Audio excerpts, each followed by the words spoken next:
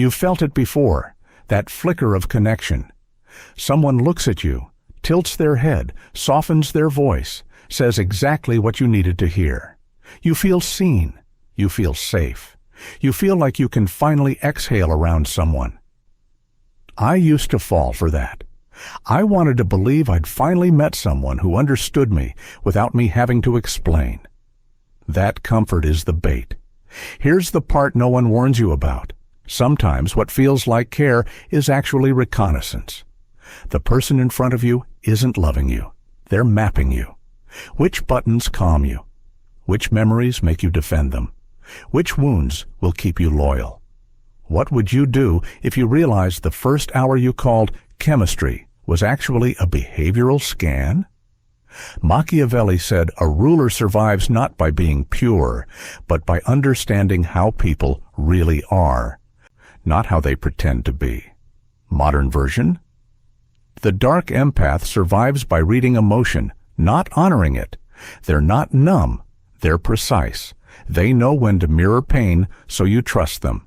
They know when to fall quiet, so you start oversharing to fill the silence. They know that attention, given at the perfect moment, bonds deeper than promises. Think about the perfect listener in your life. The colleague who sits with you after a bad meeting and says, "You didn't deserve that," but never actually takes a risk for you. The friend who remembers every detail of your trauma, but somehow you know nothing real about theirs. The person you call at 2 a.m. because they get you.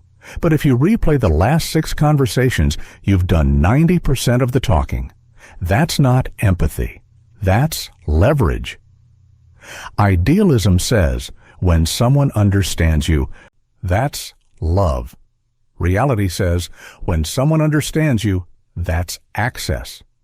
Which one has cost you more? Here's my confession. I used to interpret emotional fluency as safety. I thought, finally, someone who won't hurt me. I didn't understand that being understood is exactly how you get hurt, cleanly.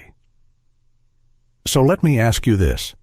What would you do if you found out that the person who makes you feel the most validated is the one most capable of detonating you quietly, surgically, without ever raising their voice?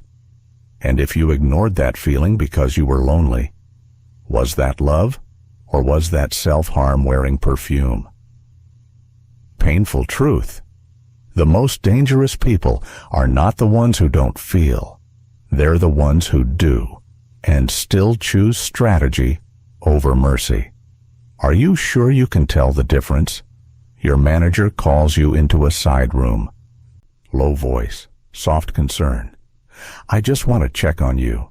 I know I pushed you hard this week." You almost cry because finally someone at work sees what you're carrying. The next day, you're back on a 14-hour shift for a deadline that wasn't yours. That conversation wasn't compassion, it was preemptive damage control. I've watched this play out in teams. Management uses care language to keep loyalty high and complaints low. That's not an apology. That's retention strategy. Empathy, in performance form, is currency. The Dark Empath understands presentation is stronger than truth. Machiavelli's principle, appearance beats reality. Because people respond to what they feel in the moment, not what's actually being done to them. Today's version. "I know I hurt you" is often enough to keep you from leaving, even if nothing changes. What would you do if every "I'm sorry" in your life was engineered to pause your anger instead of repair the damage? Watch how this works in relationships. She cries, tells you, "I've just been under stress," and suddenly you're comforting the person who just violated your boundary. He tells you, "I'm scared of losing you," right after lying to you. You go from injured to caretaker in under 30 seconds. You call that love. They call that containment. Confession. I stayed because I felt responsible for someone else's pain. I thought staying proved I wasn't cold. I didn't see that they'd learned exactly which tone, which softness, which tremble in the voice would keep me there. Idealism says they opened up, so it's real. Realism says they opened up right when you were about to walk. Which one are you living inside? Here's the foreshadow you need to hear before it's too late. Whoever controls the emotional tone controls the story. Whoever controls the story controls what you believe is fair. If they can make you feel guilty for protecting yourself, they own you. If they can make you feel cruel for asking for respect, they own you. What would you do if someone could make you apologize for bleeding on a knife they put in you? This is soft manipulation, gentle pressure, no raised voices, no threats, just emotional framing. The tragedy is you'll defend them to anyone who tries to warn you because they understand you. Do you see the trap yet? Here's the part where you think you're awake, and you're not. I thought I'd found alignment once. Same values, same ambition, same wounds. Every conversation felt like, finally, someone at my level. I told them things I'd never said out loud, fears, history, where I was insecure, where I was hungry. I thought the connection was intimacy. It wasn't. It was intake. Then one day I pushed back on something small. Nothing aggressive, just, I'm not comfortable with that. You know what I got? Not anger, not distance. I got precision. After everything I've been for you, you're really doing this right now? Every secret I had handed over with trust was used to steer me back in line. That was the moment I understood. I wasn't loved. I was managed. What would you do if the only way to protect yourself meant becoming colder than you've ever allowed yourself to be? This is where the moral fracture starts. You were taught that empathy is moral, but empathy is not morality. Empathy is information, and information is power. Machiavelli would tell you, never enter negotiation blind. The Dark Empath never does. They don't just feel what you feel, they learn how to move you with it. Here's where the foreshadow from part 2 turns into a knife. Whoever controls the emotional tone controls the story. They were controlling mine, and I hadn't even noticed. I wasn't speaking anymore. I was just reacting to the frame they set. Smile, soothe, guilt, silence, repeat. So I started doing something I never thought I'd do. I separated how I felt from what I chose. Divide and contain. That's a Machiavellian technique, but inward. Divide emotion from decision. Contain impulse until you understand the game. I still cared. I just stopped obeying the feeling in real time. I watched first. I answered second. I gave less detail. I revealed slower. I realized silence makes manipulators panic. Idealism says, if you have to protect yourself like that, it's not love. Realism says, if you don't protect yourself like that, it won't matter what you call it. You'll still bleed. Now ask yourself honestly, who is steering you right now? Your compassion or your fear of losing access to someone who keeps you emotionally hungry on purpose? And if you keep calling that love, is it actually love or strategic starvation? Who's benefiting from you staying soft? Picture this. You don't explain yourself. You don't defend yourself. You just say, no, calm, clean. You expect chaos. You expect them to explode. But they don't explode. They switch. Suddenly, you're cold. You're selfish. You're not the person I thought you were. That's when you finally see it.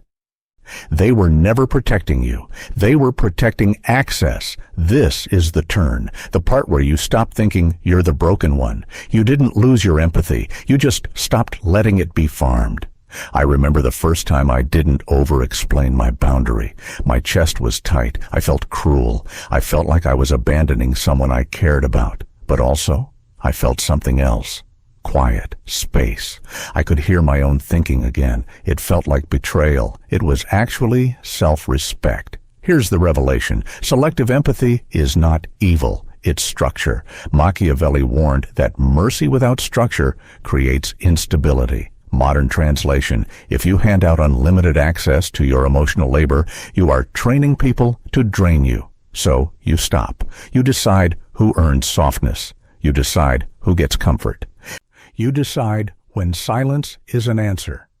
What would you do if the only way to stay kind was to be a little feared, not hated, not abusive, just clearly not available to be used? Because here is the truth nobody told you as a child. Unconditional empathy is beautiful in theory and fatal in practice. Idealism says, love everyone, heal everyone. Realism says, some people approach warmth only to steal fire. They will never stop unless you turn off the supply. Ask yourself this and don't lie to yourself. Are you willing to let people call you cold, selfish, changed, if that's the price of never being emotionally harvested again? And if you're not willing, why? Who taught you that your worth is proven by how much you let yourself be drained? Painful truth. Empathy without boundaries is self-betrayal. Feel everything. Obey nothing. Are you ready to be accused of being cold so you can finally be safe? Picture this. Someone tries to bait you in public. They poke, they imply, they try to get you to react. The old you would have explained for 20 minutes to clear things up. The current you just looks at them and says, we're not doing this here. Then you go back to your drink. You don't shake. You don't rush. And everyone in the room watches them, not you. That's power. That's unattractive to manipulators because it starves them. That's the after state. I'll be honest, I am calmer now, but I am also more selective. And yes, some people hate that version of me. They call it distance. I call it survival, where I'm still human. Here is the part most people never reach because they get scared of being hard. You don't have to be hard. You have to be structured. Structure is not cruelty. Structure is protection. Machiavellian truth, reputation is armor. You are now building a reputation that you are kind, but not open on demand. Present, but not controllable. Empathetic, but not absorbent. Idealism says, if I set walls, I'll lose people. Realism says, if I don't set walls, I'll lose myself. And then I'll lose people anyway because I'll be empty. This is your playbook, not theory. Execution. Observe first, speak second. You never reveal intent before you understand theirs. Never explain a boundary twice. The second time is negotiation. You don't negotiate access to yourself. Reward consistency, not promises. Empathy goes to repeated behavior, not emotional speeches. Control your silence. Your calm face is now part of your reputation. You are difficult to shake, difficult to corner, difficult to emotionally hijack. Document patterns privately, not to punish. To remember the truth when you start missing someone who hurt you. Give care by choice, not compulsion. If you feel obligated, pause. Obligation is where resentment and self-erasure start. What would you do if no one could ever again make you prove your worth through emotional labor? What would you do if the guilt that's been steering you wasn't steering you anymore? If the panic of they'll leave me no longer worked on you, who exactly would still have power? Because here's the final state. You are not heartless. You're disciplined. You are not manipulative. You're unreadable. You are not cruel. You're controlled. You're no longer trying to be harmless. Harmless is forgettable. You're becoming quietly dangerous to betray. If this hits a truth you've been avoiding, subscribe. Here we trade illusions for strategy.